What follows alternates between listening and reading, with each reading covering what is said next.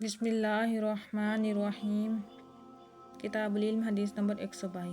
خضر علیہ السلام بولے کہ میں نے تم سے نہیں کہا تھا کہ تم میرے ساتھ صبر نہیں کر سکو گے۔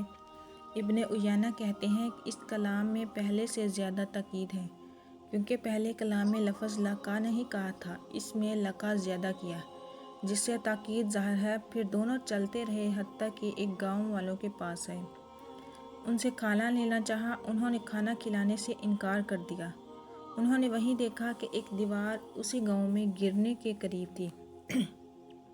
خضر علیہ السلام نے اپنے ہاتھ کے اشارے سے اسے سیدھا کر دیا۔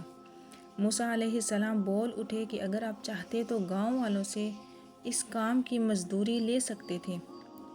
خضر علیہ السلام نے کہا کہ بس اب ہم اور تم میں جدائی کا وقت آ گیا ہے۔